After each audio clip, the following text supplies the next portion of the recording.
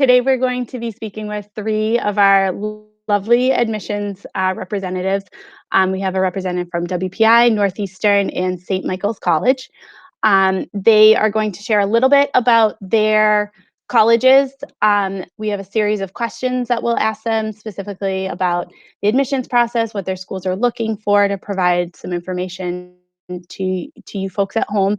And then we'll talk a little bit about, the state that we're in and what the landscape looks like in the future for college admissions and how that might change or be exactly the same for the upcoming year. So if somebody wants to, Katie, you want to start it off, introduce yourself and talk a little bit about Northeastern? Sure. Thanks, Sarah. And thanks everyone for joining us today or whenever you decide to watch this later on. My name is Katie Congdon, and I'm the Assistant Director of Undergraduate Admissions at Northeastern University. If you're not familiar, it's located right in the heart of downtown Boston, about 15-20-minute walk, depending on your pace, from Fenway Park. So not too far at all.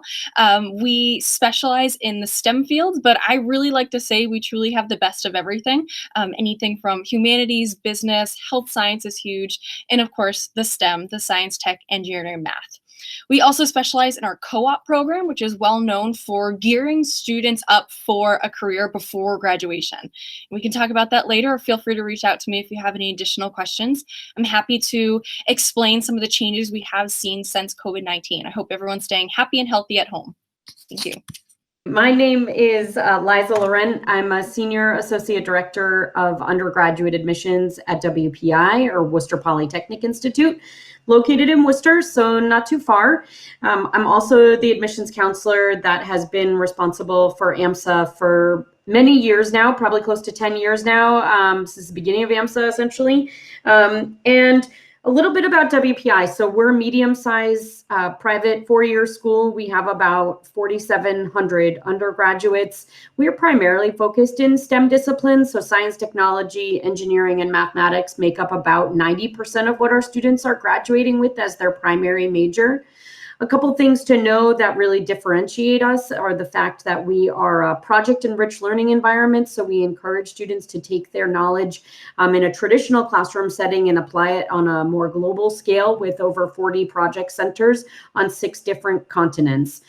We also are really focused on interdisciplinary learning. So allowing students across all majors to interact on a variety of projects that they're completing for their graduation requirements. But we are located in Worcester, Mass, where there are 6 other colleges and universities in the area. So lots of happenings in the area, and encourage you to take a peek if you're curious about any particular STEM disciplines or even in the life sciences.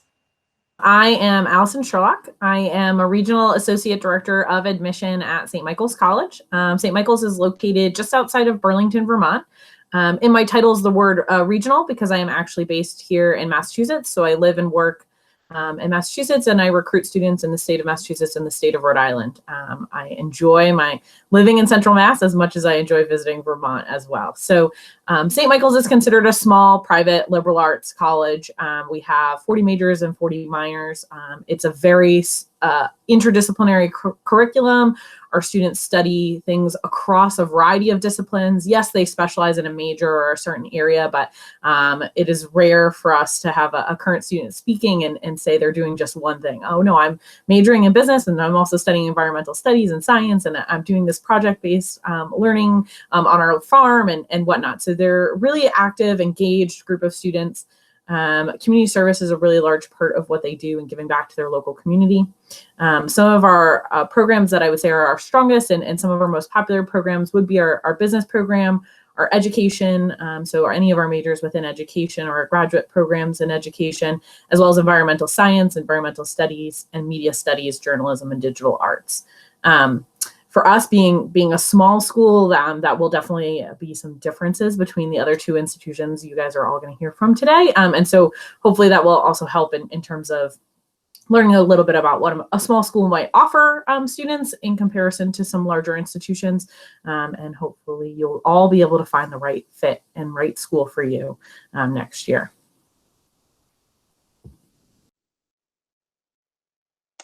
So I think let's start off with one of the most probably typical questions is, what are the most important parts of the application and what are you looking for in an applicant? So I guess I'll lead things off. We probably cross over in a bunch of different areas, but um, for WPI specifically, I would say certainly academic preparation is the biggest thing, as well as social fit. So those are the two biggest components that we're looking for. Certainly, we want to know that students are prepared in particularly in mathematics, with pre-calculus being a requirement, a minimum math requirement, which typically for students from AMSA is not a problem for the many apps that we get. But ultimately, we also want to know that a student is going to be the right social fit. We want somebody who's going to be engaged in the community and leave their mark on the WPI campus in a positive light. So we can get at that in a variety of different ways, but certainly involvement in your own community is an important piece of that. But also seeing that you have strong interest in us. So through demonstrated interest is another way that we can get at that, meaning you're interacting with us when we come to school, if we are able to do so in the fall, or you being able to interact with us virtually. These are all different components of that. But the other thing is that students have pushed themselves within their own curriculum. So you have a plethora of options in your course catalog, which you're all very lucky to have. And I would say seeing that students have been able to take advantage of that and perform, in a positive manner are important components in the conversation for us. For us at St. Michael's, we are absolutely looking for some of the things that Eliza mentioned in terms of academic preparation. We absolutely are looking that we look at your transcript. How well did you do in your classes over the course of your 4 years? Have you improved? Upward trends in GPAs are always better than downward trends, or up and down trend. Let's keep it in a positive direction. We look that students have challenged themselves within the context of their high school. So we're aware of what's offered at your school, and we're comparing you to what's offered there. We're not necessarily comparing you to a completely different school that offers completely different academics to their students.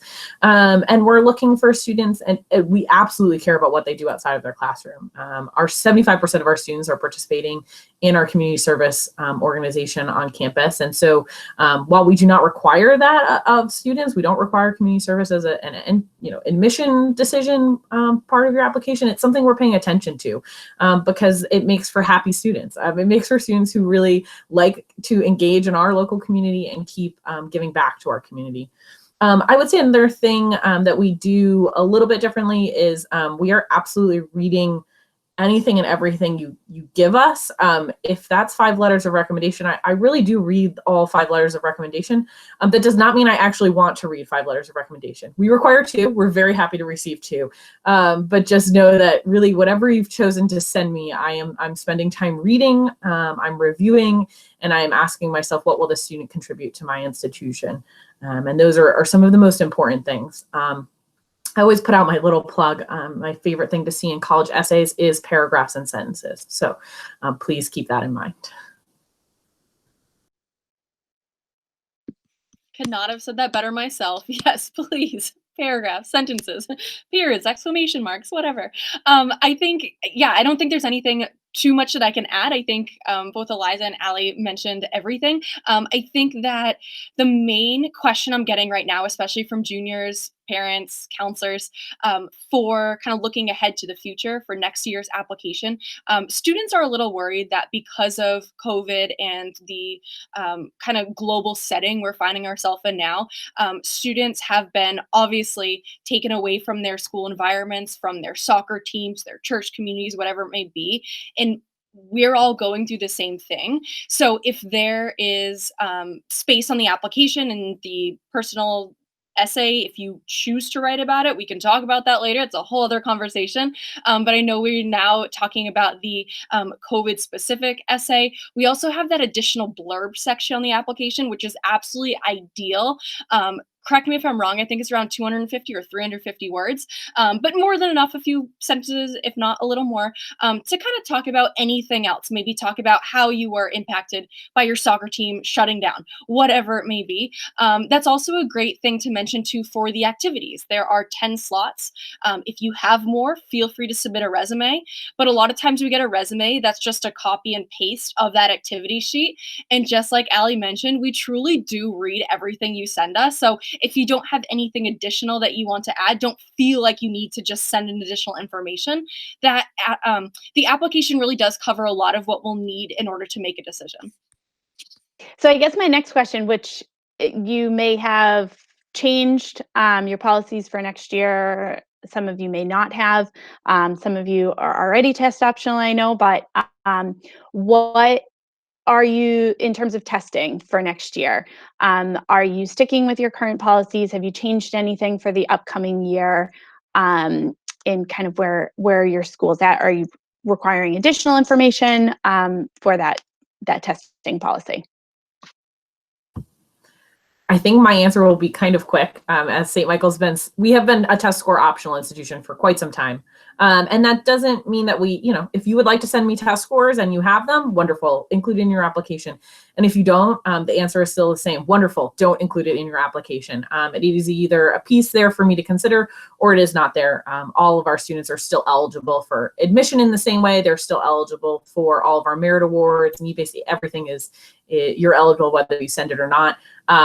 This is always a place where I caution NCAA athletes, if students are considering being an NCAA Division II athlete like we are, that they still need to take the test. And obviously the NCAA is a whole different conversation regarding test scores right now. So if you're thinking of being a student athlete, just keep following them online, and I'm sure that there will be some answers hopefully soon. Yeah, I would say similar to Allie, WPI has been test optional for a dozen years now, when we were the first nationally ranked polytechnic school in the country to be test optional. So we have always found the greatest predictor for success for us is the high school transcript, and it will continue to be that way for us. We were about, our incoming class this year is about 20% that applied test optional. We are expecting nothing but that number to go up, which is perfectly acceptable to us. And just like Allie, and I think this is a great question, no matter what school you're looking at, is if I don't submit testing, am I still eligible for merit-based scholarships, as that does vary school to school. So buyer beware. But for us, you're absolutely still eligible for any merit-based scholarships. So what I consider a truly test optional school, it sounds like St. Mike's is as well. And really, it's just a layer, another piece of information that we could evaluate, but for us, it does not predict success at WPI or anything along those lines. It simply becomes an additional data point for us. In Northeastern, I think you guys have some exciting news to share. Katie? We are finally test optional. Granted, it took a global pandemic for us to finally do it, but we are, and so excited. To be honest, if we get any questions about how we review differently, I think I'm going to have to defer it to the other colleagues on the phone right now, because everything is totally new to us. But we are all so excited for this. So excited.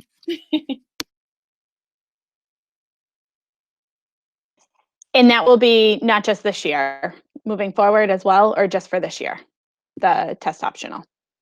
Great. I should have added that. This year, but TBD. Maybe it works out Okay. for the better, but we'll see. We're all kind of Awesome. rooting one way or another. Maybe you can read between the lines. I love it. Amber and Kate, feel free, or Ms. Driver and Ms. Hampton, please feel free to jump in with questions too. I'm kind of just working off of our list that we have. I think probably the next thing would be, with a lot of schools, tracking demonstrated interest or being able to visit campus is something that we would all really encourage students to be doing, especially over the summertime, and that's not going to be able to happen this year. So what are your suggestions for students to interact with you guys virtually? What options are there? Can they still do interviews or no interviews? You know, where are your offices or your schools at with that? So at WPI, you know, certainly having an in-person visit is the most ideal for all parties involved. But given where we are, we know that that's not realistic at this point. I mean, we're not even permitting visitors as of today, being whatever day it is at the end of May. So, you know, interacting virtually, I think, is going to be something that we all see a lot of change with. And I think every prospective student and prospective family should expect this to be a very fluid process at this point, and to check back to individual school sites frequently. Just as you all are trying to figure this out, we are as well. You know, I will say, just from our own on-campus, or just our own experience within our office, things are changing daily, and we're adding additional options as we go. So I would say every school site is going to be the best place to find the most current information. Interviews are something that we are offering for current rising seniors. They're available on our site. They're being offered virtually.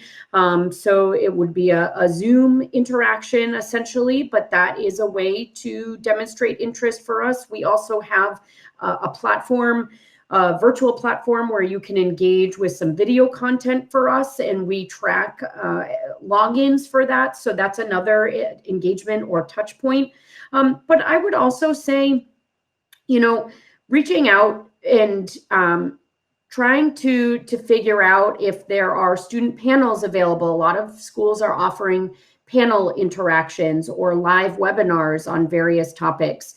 And it's a challenging time for sure, but I do think that we're all in this together. And if you just reach out to a particular school that you're interested in, and simply inquire what the options might look like. We are real humans on the other side of this process. We don't bite.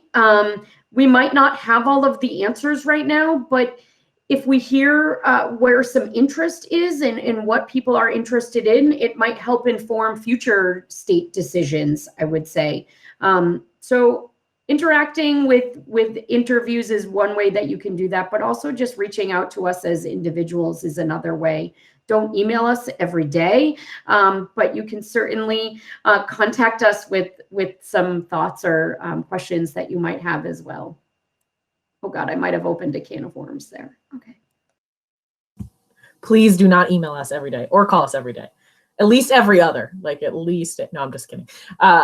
Eliza covered a lot of it in that we all did not get into this field or this work to not meet with students. Our students are the reasons why we work in admissions, much like your school counselors. They're there for you. So for us, this has been incredibly changing and different kind of work. But know that we still at our core would like to connect with you. So we don't bite. We would be more than happy to connect one-on-one. I can guarantee all of our contact information or our admission offices is out there on the web or through your school counselors. They have them. We are absolutely offering opportunities to connect one-on-one with a counselor at St. Mike's. They're non-evaluative interviews, so we state that pretty clearly, but it's an opportunity. If you have questions, comments, concerns, you want to just chat about some things. We offer live workshops on a variety of topics. They'll be throughout the summer, one on how to write your college essay, and we will actually provide live in-person advice on how to write your college essay. So if anybody would like to join us, we're more than happy to have you. You can find those events up on our website. We have our online information session, which is pretty basic, but it also includes some current students. So we've heard really from some of our prospective students that they really would like to connect with current students. And so we've been trying to figure out, okay, well, how best do we do that virtually? Our online info session has been one of those ways. And another way is actually our Instagram account, which has been a little bit new for us at St. Mike's, so bear with us on our social media. But we have some current students who have really been engaging and taking over our Instagram account. And so there's some really great ways that you can kind of see real students and real, like, we're not telling them what to put up there. They're just telling you what it's like to be a student with us and how to engage. So I think that platforms like that, maybe it's Instagram for certain institutions, maybe it's Minecraft for other institutions, or other ways. We're going to be getting creative and kind of, we look forward to being creative with all of you. Know that deep down, we really would rather have you visit campus. That would be our ideal.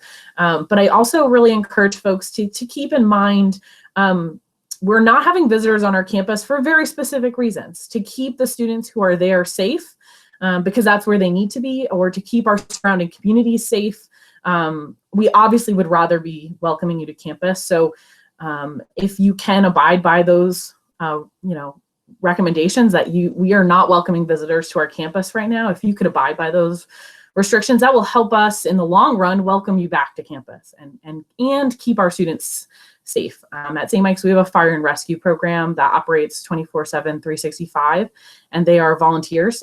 We have about 60 students who have been operating even during this pandemic. So our goal is to keep them safe. There are reasons why we don't need extra visitors on our campus right now. So please keep that in mind when you're making decisions about that. And I'll video chat you 3 days a week if that's what we need to do, or something like that. But like Eliza said, we're all learning. We're gonna have weird Zoom moments. We're ready for it. We're excited for these new opportunities. But in the end, our goal really is to connect with you in some way.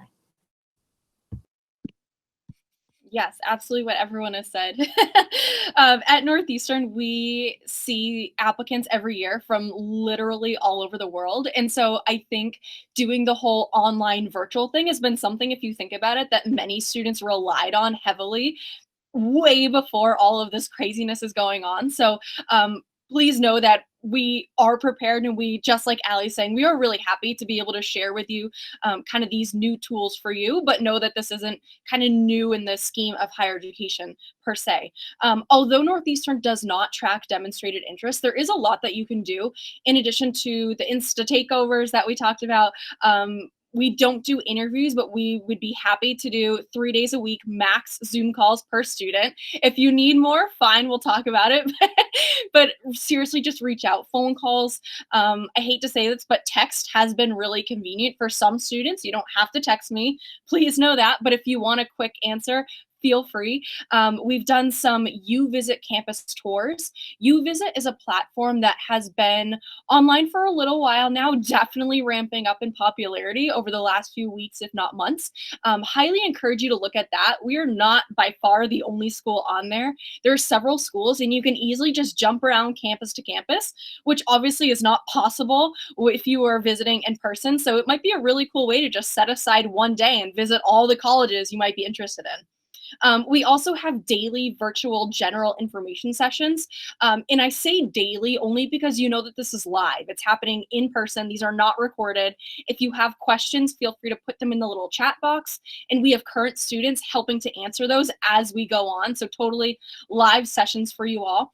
And then we also have college specific. So if you're specifically interested in College of Engineering, Bouvet College of Health Sciences, whatever it may be, we also have those where you'll meet face-to-face with faculty members, staff, and again, current students of that college. So again, lots to consider. But I think if you think about it, obviously it's not ideal, like Allie mentioned, but I think it's a lot more convenient maybe for some students too. So think about it that way. Look at the positive in all of this. Yeah, and I will just add, sorry, Sarah, to cut you off there. Demonstrated interest does not have to mean in-person connections. And I think for some, it's reframing what demonstrated interest actually means. And it does not need to be in person. Now, we're not always tracking who we're interacting with, online, but if there is a way for you to enter your information into a website or into an event, that's how basically a school is tracking who you are to capture that demonstrated interest. So I would say take that time, even if it's optional, to fill those pieces of information out. So Katie touched a little bit on specific schools and applying to different majors. In the application process, how are you evaluating? Do you want to see students selecting an actual major? Would you rather them come in undecided? Are there certain majors at your schools that are more competitive to get into than, say, another major? Katie, if you want to start. Yeah, and sorry if I wasn't as clear with that. So although we have general or college-specific information sessions, when you apply to Northeastern, you technically apply to Northeastern. I like to call it like the umbrella of Northeastern. You will select an intended major. Assuming you're admitted, you would be admitted into that major, but it is definitely not a all said and done kind of thing. You can change it at any point in time, either before you're admitted, after you're admitted, anytime throughout your undergraduate college career. Don't wait too long, but you do have that flexibility to change it. We have now 8 colleges and programs on campus, one of them being our Explore program for undecided or multi-interested students, I like to say. So definitely a lot of options. And then if you really do know what you want, we have over 220 different combined and about 75 different single majors to choose from. So a lot of different options.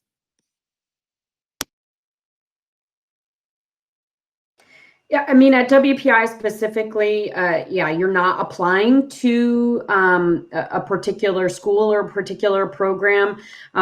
When students are asked on the Common App, it's simply because we're nosy, to be completely honest with you. But you could say that you wanted computer science and then come in and want to be a biologist. It's really very simple for you to change your major at WPI. It takes a signature from you and your faculty advisor. The most common major coming in is engineering undecided, and you can also come in completely undecided. It doesn't affect how you're evaluated. It doesn't affect requirements for the application process, but it is a great question to ask wherever you might be looking, because sometimes things can vary and there are different requirements depending upon the major that you're looking for. And also asking the question, what does it look like if I want to change my major? Do I need to reapply? Am I even allowed in after as a first year student? So those are all kind of wonky things that I always like to say it depends is like the major answer in admissions, but it really does depend upon the school. Yeah, it's the same for us. You're applying to St. Mike's and you're free to choose any of our programs of study. Like Katie said, probably don't wait too long to change your mind. Maybe in the first 2 years is a better time to change your mind about your major than in the last 2 years. And we're asking you throughout the process simply because we're curious too. Oh, you're interested in environmental science? Great. Let me share some cool things that we do about that. We're just as curious about majors and students' paths as you are curious about where those paths might lead you. So I know actually between the three of you guys all have very different co-op opportunities, programs. If you could each talk a little bit about your internship programs or your co-op programs or your project-based learning, I think that would be great for people to hear. Sure, I'll start out. I know I briefly mentioned it in my intro little blurb, but Northeastern does have that co-op program, which in a nutshell, it's a 6-month long full-time employment opportunity. So students will be working up to 40 hours a week. They are not taking courses at this time. Also means you're not paying tuition, which is absolutely huge. I think this is a win-win-win for everyone involved. Students on campus can do 1, 2, or 3 co-ops. So that could elongate your time to degree completion. Doing 1 co-op, still graduate in 4 years, generally speaking. 2 co-ops, you're looking at 4.5 years. In 3 co-ops is when you do start looking at 5 years. But just remember that even though it might take you 5 years to graduate, you're graduating with 18 months of full-time work experience, and you're never paying 5 years worth of tuition. So again, win-win-win for everyone. Students can work with our 3,400 co-op employers. These are just in Boston, they are around the United States, and really all over the world. Since about 2011 or so, we've had students on all 7 continents, including Antarctica. It is definitely not something for everyone, but if you truly want to step outside your comfort zone and really break those boundaries down, doing a co-op in Antarctica is probably the best way I could think about doing it. So a lot of different options, anywhere from small startups to Fortune 100 companies right in our backyard. We work with a lot of different people, just really trying to help you seriously catapult yourself ahead in any career field you're thinking of.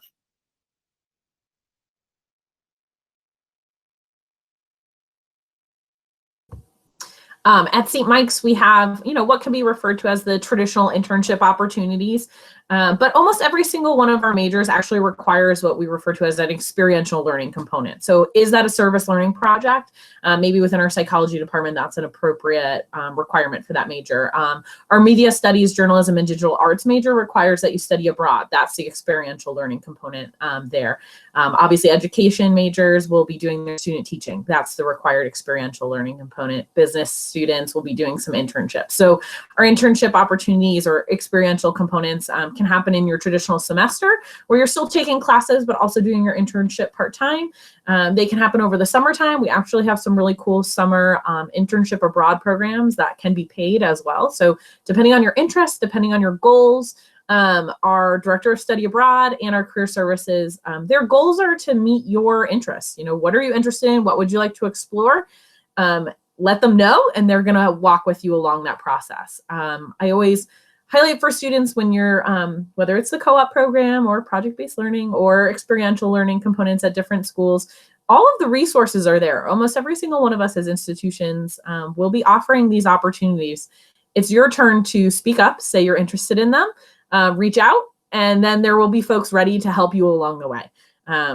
You do have to make that initial reach out, whether it's to your faculty member, to our career services, to our alumni engagement team, whomever it is that will best help you along that way. Reaching out is the first step, and then we're prepared to offer such cool and wide ranging and variety of options. One of our most popular internships right now is actually on our own farm on campus. So if anybody is interested in learning agricultural processes and sustainability and things like that, we have some really fun options there.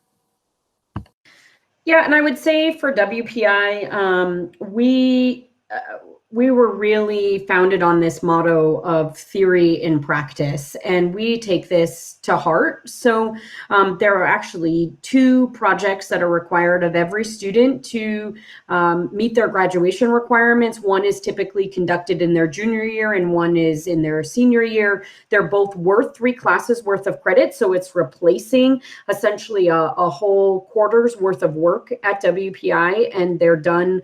They're often sponsored by companies, nonprofits, or government agencies. And the junior year project is interdisciplinary. So you're working on a small group with students outside of your major. The senior year project is within your major field of study. So you are getting pretty substantial work experience, but also developing those kind of softer skills, the communication skills, the problem solving skills. If I'm a biology major, I might have a very different approach to Katie, who might be a mechanical engineer, and Allie, who might be a physicist. Different approaches to problem solving, but ultimately being able to unify it at an end solution. Both of these projects have the ability to complete them on a global scale. So I mentioned in my opening as well, we have about 45 project centers on 6 different continents. The ability to have an abroad experience, especially as a STEM major, is they typically are mutually exclusive. So they don't typically play nice in the sandbox together, but at WPI, it's something that's encouraged, and you can do it you would travel abroad for a 7-week time period and complete your project work rather than working on your classwork while still meeting your graduation requirements.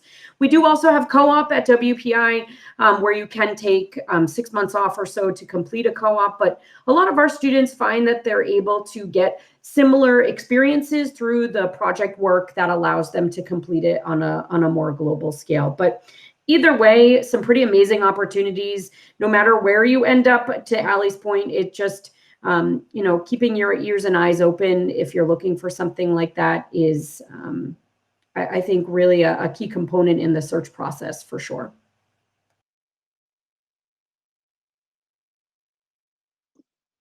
So now just kind of a general admission question that we get a lot of times from our students is, I had a really bad freshman year, or I wasn't super involved freshman year. And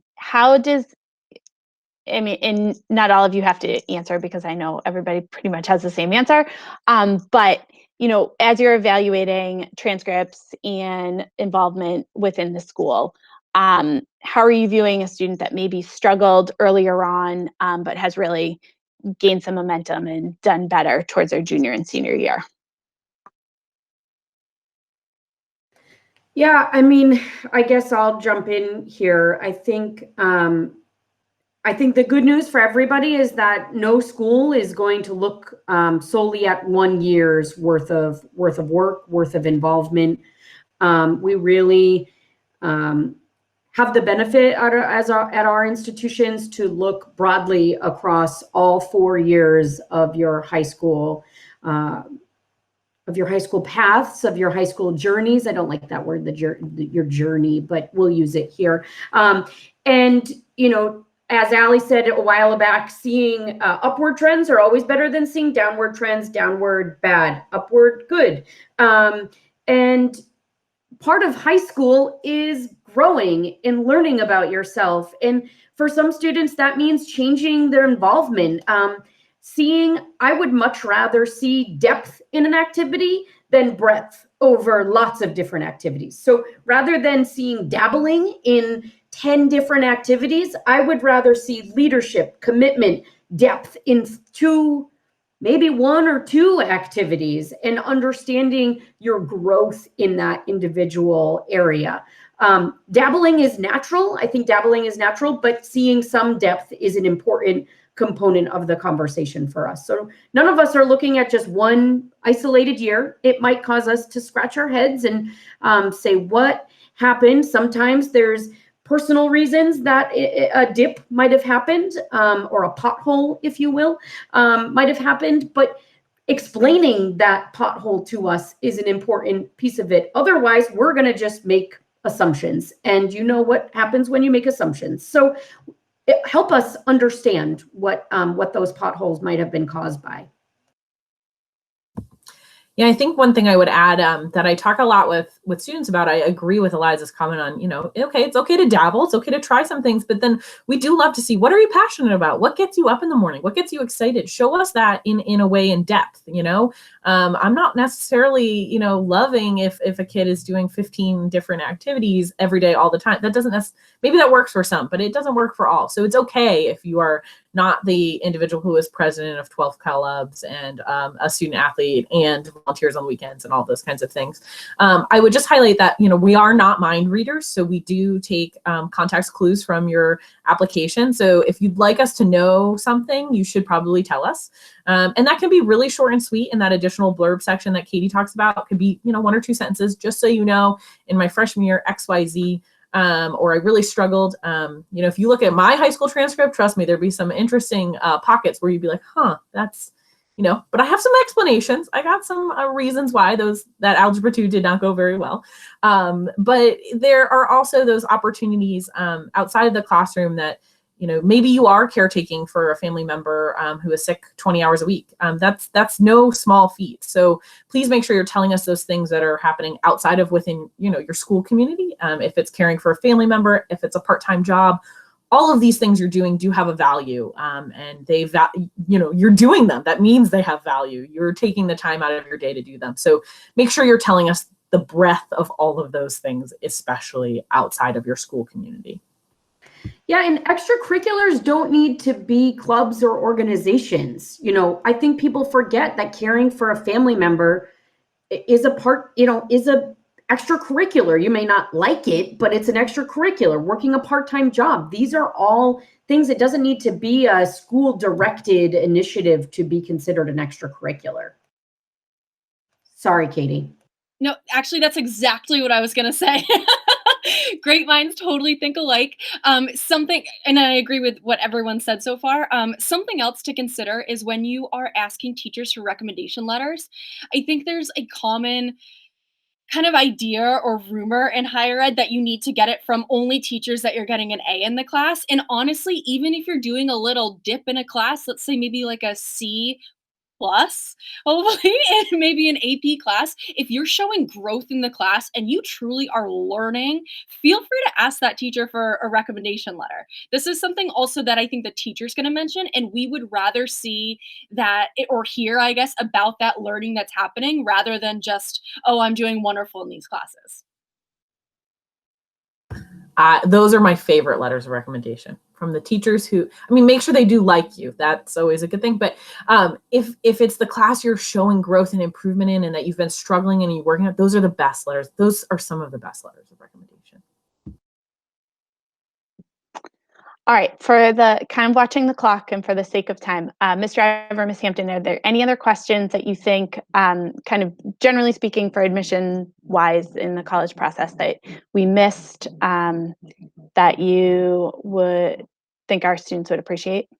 I would love to know, as students are thinking about, we're in May of junior year, but it's been a little funky. Given that some of our students, haven't visited or are still developing lists in ways that maybe they might have been a little farther along in that process and had more time to, go on stable vacation. What advice do you have for our students right now, thinking about their process and what they should be doing? Or what's just your biggest piece of advice for them at this moment?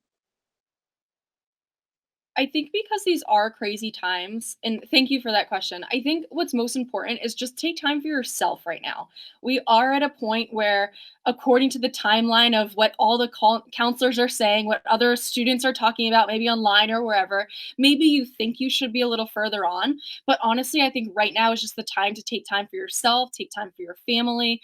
I know we've all mentioned virtual events earlier, so I can't stress this enough.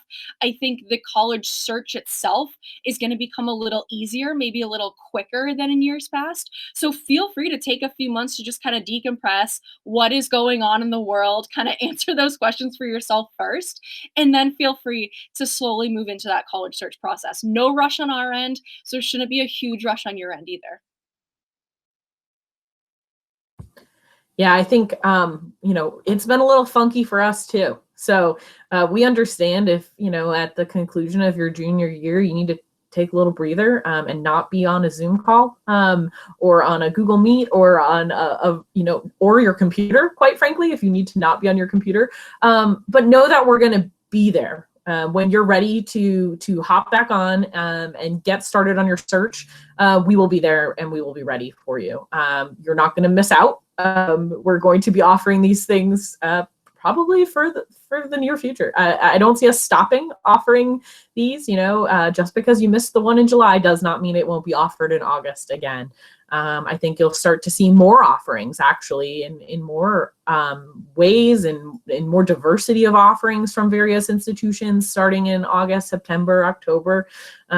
So when you're ready is the right time, I think, to start making that list and engaging. You have a wonderful school counseling staff. They're there to help you along that time as well. They've had a funky year too. So, I think what makes this a wonderful time is we really are all in it together. We've all experienced a little change and we could all use a little break, but then we'll also all be here when you're ready. Yeah, and I would say people should use this time right now to be really reflective on what is meaningful to them, what is important. I think a lot of us have had days where we've been able to regroup and figure out what is really meaningful to us. And if, now's your chance to be reflective on that. And maybe the things that were important to you 3 months ago are different now, whether that be location, whether that be size, whether that be what a school's mission might look like. I think that is a normal part of the search process, and we might, that might ebb and flow right now, but to take a hot second to just be reflective. And I know that's not always maybe a high schooler's favorite thing to do, but write down the positives and the negatives and things that make you excited, and that might help guide your list more than before. If you want to stay closer to home, all right, well, your list might have looked this big before, but now it looks a little smaller, or maybe it's even breaking out of what it looked like before, given some of your changes in priorities. So I think it's important to be reflective on your priorities right now, as they likely have shifted. So Katie, you kind of alluded to this at the very beginning. Should students write their college essay about COVID-19? Talk to me about that. My personal answer is no. And only because, I guess that sounded really direct. I'm sorry. I guess my explanation of my feeling of the no is because I know Common App has come out with this new COVID specific related essay. I think that if you have something to write about COVID specifically, feel free to do it in there.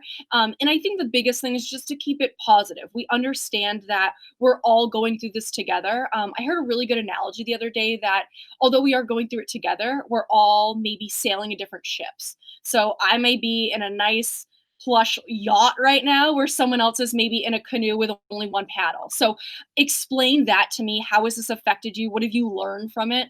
I think the personal essay is really something personal. That's my explanation. I don't know if maybe Eliza or Allie have anything different to share about that.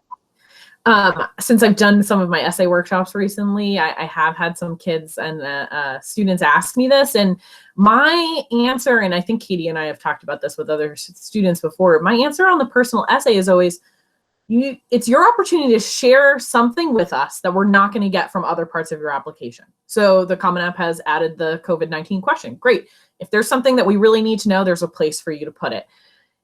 If the essays fail or essays are not great when there's not that much distance from what you're talking about. Students might be sharing a really wonderful story with me or have picked a topic, but they start to fail when the conclusion or when the story or when you don't have too much distance from the event itself that you're telling me about, the essays start to struggle. And I'm saying this with I've read well over 10,000 college essays. I don't mean that I never want to tell a student, no, you absolutely should never share this. If you're feeling called to share the story, share the story. And I know Katie feels this way too, but share the story. We're ready to listen and hear it. But if you can't accurately reflect back on what you learned and how it changed you and tell us what that means going forward for you, then it's probably not the right story to tell us. If I was sitting down to write a college essay right now, I don't know that I would have the reflection or the distance on how this has affected me and how it will change me going forward. So that's why I would suggest no, because I just don't know that we've had the distance from the moments that have changed us to accurately share. A prompt I like to give students, if this helps, what gets you up in the morning? What gets you more passionate about it? What makes you lose sense of time? And whatever just popped in your head, start running with that. Maybe that turns into your college essay. Maybe it turns into a version of your essay. Maybe it turns into those are some of the things that are not going to show up too much in other parts of your application. And yet we're going to care deeply about knowing. So I guess one question that I think probably most families right now are wondering is, moving forward and looking at next year's admission cycle, what do you foresee any big changes in terms of, how many students you're going to enroll. If a number of students decide to defer from the current senior class, how will that affect numbers for next year? Are there going to be fewer spots available at your institutions? I think those are some of the questions that are starting to approach with a lot of our families of, is it going to be more competitive next year, or is it going to be relatively the same? And I understand that there's probably a number of you that are like, we haven't had summer melt yet, so we have no idea what's going to happen. But if you've had those conversations in your departments already, what are kind of the things that you're forecasting at this point in time? Yeah, I mean, I think for those that don't know what summer melt is, it's a very natural thing that happens when it gets hot outside. No, it's really the people that end up not enrolling at our institutions. And every school has summer melt as a certain percentage of your class that you anticipate not showing. It's a very natural thing. But I think none of us work at highly selective schools. So our summer melt is going to look a little different than schools that either are less selective or more selective than our own institutions. We at WPI have already started these conversations, yes. And we have to accommodate for a greater percentage of melt in the future. I think COVID has turned this world upside down, and there are so many variables that none of us are able to predict.